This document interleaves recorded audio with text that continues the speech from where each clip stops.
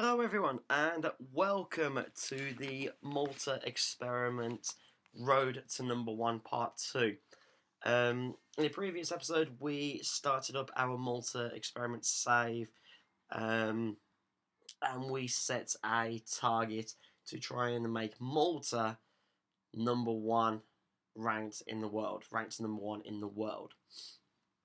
So we did go a few years ahead in the first save file, and we ended up going into 2026, and we saw the rise of Malta in the world rankings from 187th is from where they started, and they rose up to, I believe it was somewhere in the 100 and I think it was 153rd or 154th. I'll have to double check on that one, but they ended um, the save file at 123rd.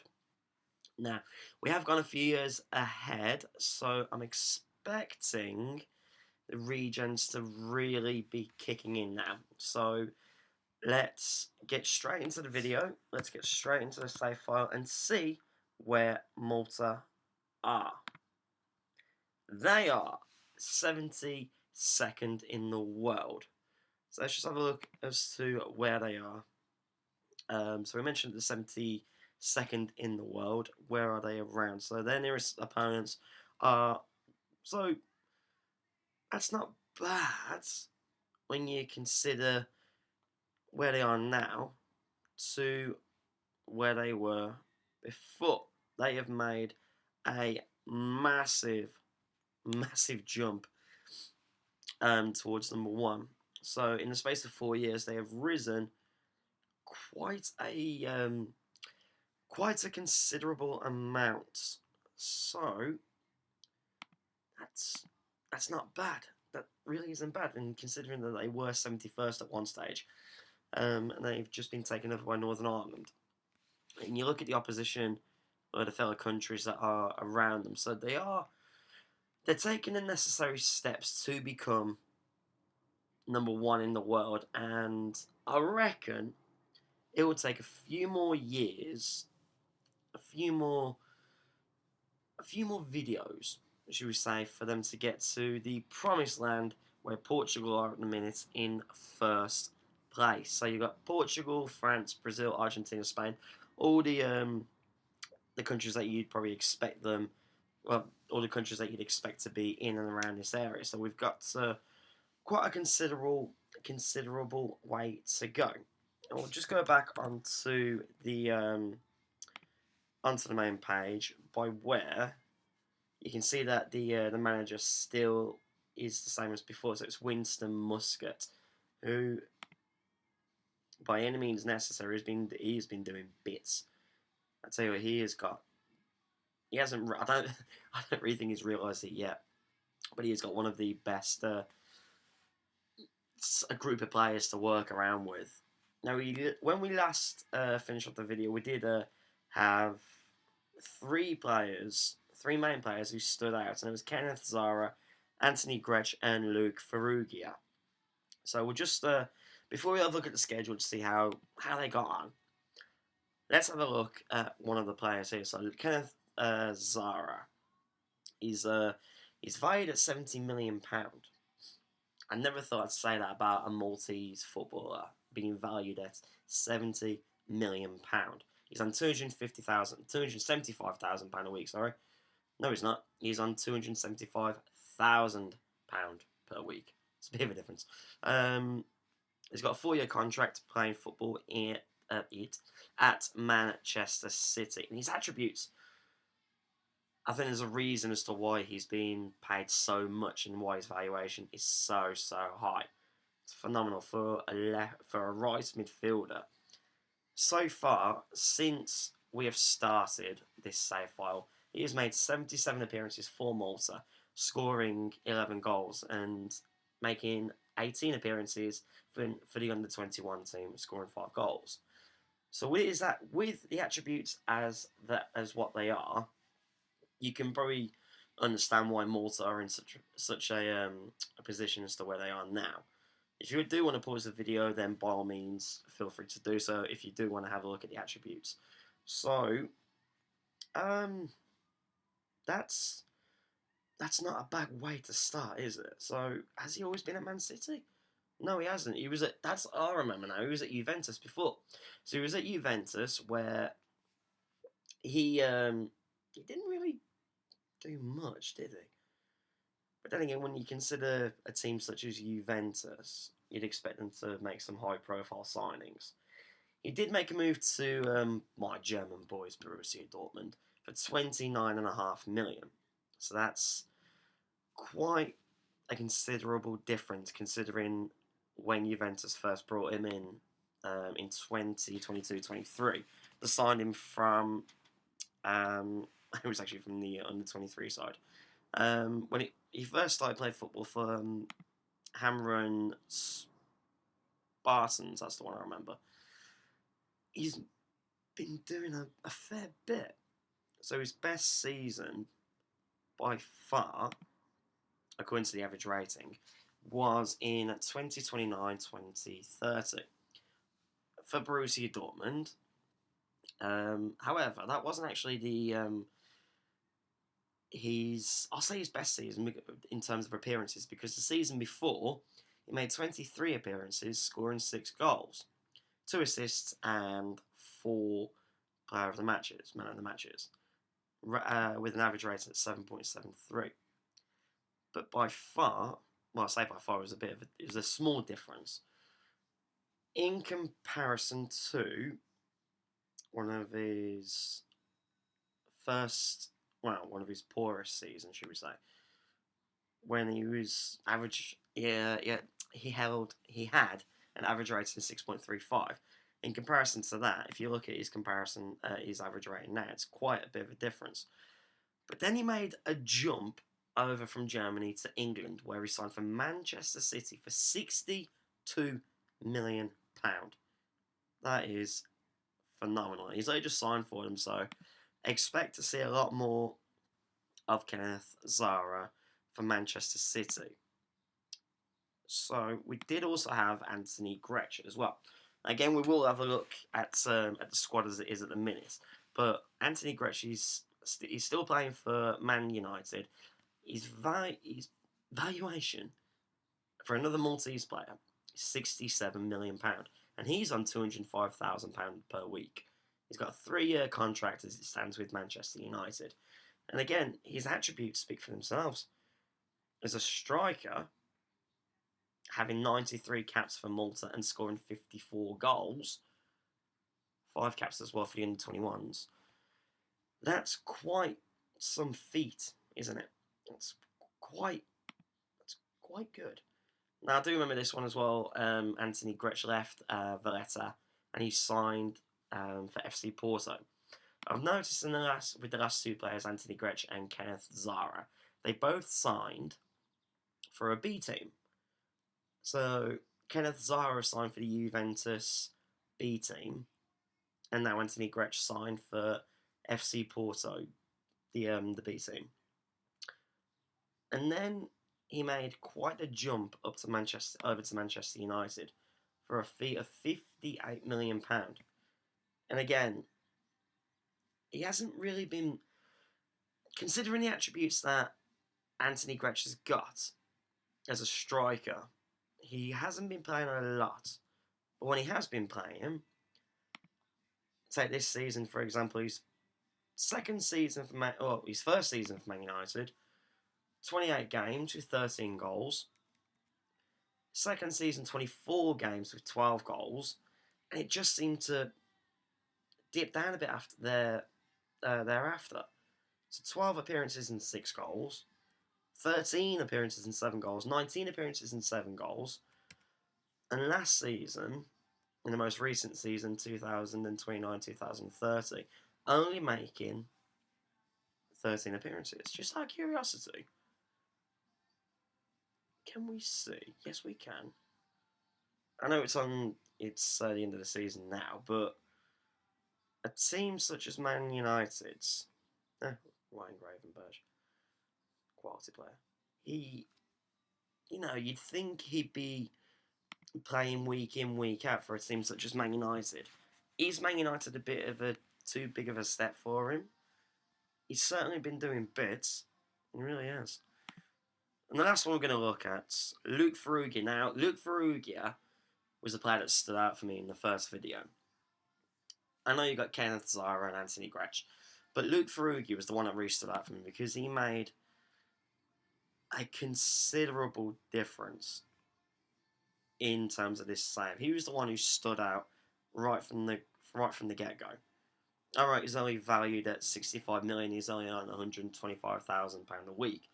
But again, another striker who's made 67 appearances for Malta and scored 52 goals.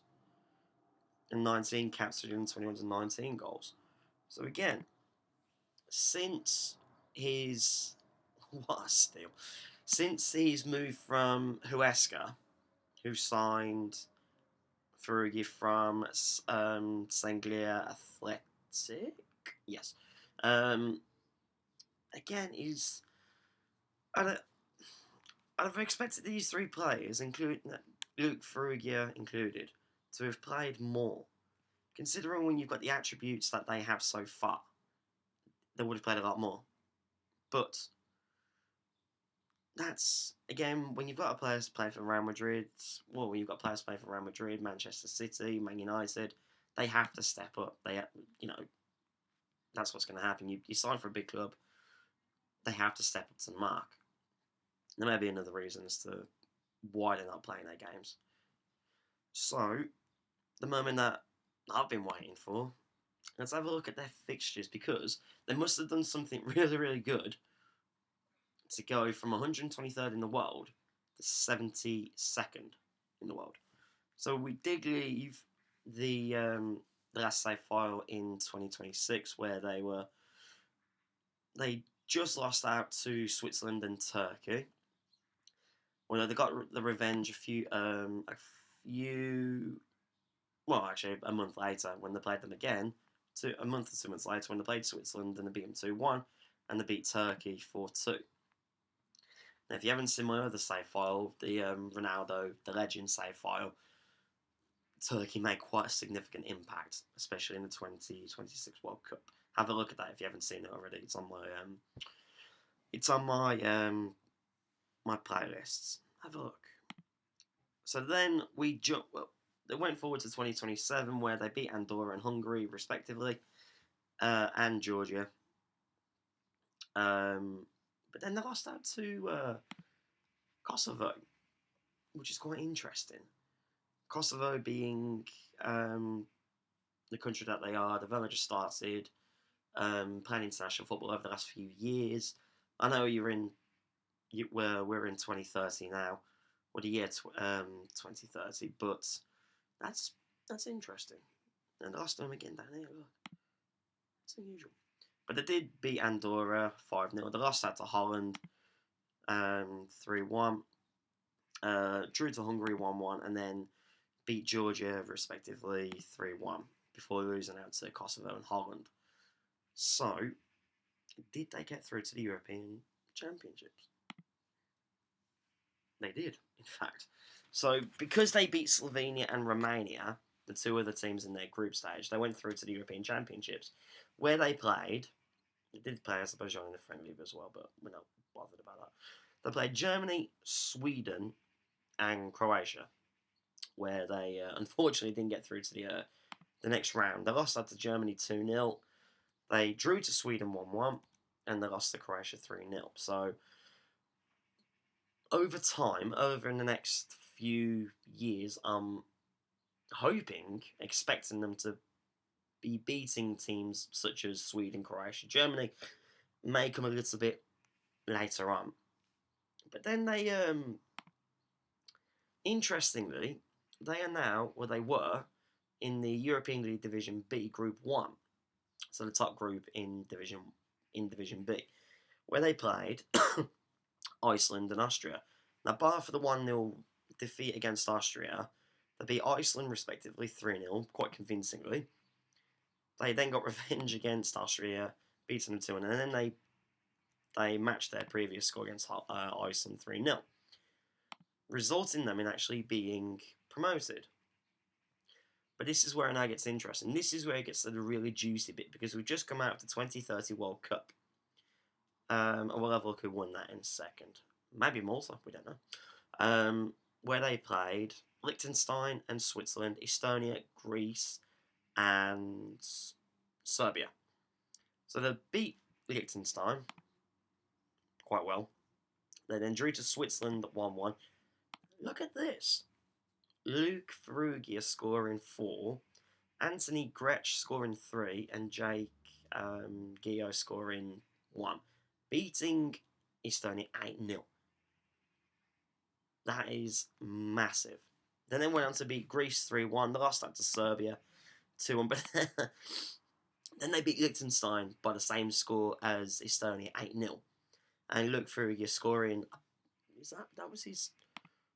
The second time that he scored 4 goals. Alright, I know it's Estonia and Liechtenstein, but regardless as to who you're playing on an international level, international stage, to win 8-0, that is a phenomenal result.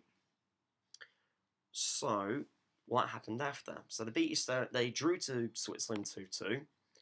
They beat Estonia 2-0, so there was no thumping this time around. And then they lost out to Serbia and Greece towards the end of 2029. So they lost 2-0 and 2-1. Now, the next page is the year of the World Cup that we are currently in. What happened? They didn't go to the World Cup finals, which is disappointing because... Okay, fair enough, because Serbia went through. It's only one team who go through to the World Cup finals. There is 7 points off the top. And with a team such as Malta, who Malta have got with the players that they've got, would you have expected Malta to go through to the World Cup finals? I'm saying, respectively to the players that they've got, I'm saying yes. But they are still developing with the players at the minute. So as it stands, they are actually, I mean, look at the opposition here. They are in the European League Division A, Group 1. That is the very, very top group.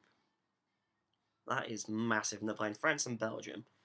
So, for the next video, we'll have a look at the players now in a second. But for the next video, we'll go 8 years ahead. We'll have played 2 World Cups by then. And I'll say that they will have risen up the world rankings without a doubt whatsoever. But I'm going to put it on the table here and say that they will be in the top 20 because of the players that they should receive from the regions. Now, we'll look at the potential ability and the current ability. So, standout again, Luke Ferrugia. His potential ability is 197, with his current ability being at 160. Kenneth Zara, he sort of reached his potential ability, hasn't he? He's 184 to 186 potential. But Kane Zamet, he's come through the regen whilst this file's been going on. He's currently contracted to Liverpool. He's 22 years of age, and he's played 34 international appearances. He's made 34 international appearances, scoring 2 goals. So expect to see a lot more of him in the future. In fact, you know what? I'll come back in 4 years' time. Because you've still got the European Championships, you've got the European League competition, you've also got the World Cup as well in 2034. So, another one. Now, if I remember correctly, the goalkeeper was playing for Porto. Well, that may have been... He's actually Liverpool. So, the last goalkeeper that we had was playing for FC Porto. This one, Neil Cherkop, he's playing for Liverpool. So, the Scouts is doing their bit as well. It's like a second Malta team playing for Liverpool. He's made 9 caps so far, but his attributes at the minute are they're there to be seen. They really are there to be seen. Again, if you want to say stop the video or pause the video to have a look, by all means do so. But just look at those. For a goalkeeper of the age of 21, where did he come from? Now you're testing me. Gazira United, playing the Maltese Premier League, signed for Liverpool on a free. He then went to Borussia Mönchengladbach and Fiorentina, respectively, on loan. Funny enough, he played every single league game for Fiorentina, and he conceded 50 goals. So that's, I mean, remembering that he's only 20 years of age and he's breaking into the Fiorentina first team, yeah, that's not bad. That's some bit of success. That's quite a fair bit of success right there. You also have a few decent players that are coming through the ranks as well. So you've got Jeremy Vera, who's playing for Anderlecht, I believe. Yep, and he's 27 years old. Who's playing as a defensive midfielder, can play at centre back as well as in midfield. So that's not too bad. He could improve over time as well. Maybe if he was playing for, I'm not saying that Anderlecht are a no European known name, but imagine if he was playing for somebody a little bit more, should we say, better. Somebody like Inter Milan or somebody who isn't, how can I say, a massive team in Italy or Germany or France or Spain. You know, Valencia in Spain, or, as I said, Inter Milan in Italy, or, I don't know, like Red Bull Leipzig in Germany. You know, they're no league smashers, should we say. They're not the Juventuses or the Barcelonas or the Real Madrids, or even the Man Cities and Man Uniteds. He may have improved a lot more depending on who he was playing for, which is interesting to say. Now, I'm going to put it on record here and say, I mentioned it earlier, we'll come back, instead of going 8 years into the future, we'll go 4 years. We'll come back on the 1st of July 2034. Who won the World Cup, actually?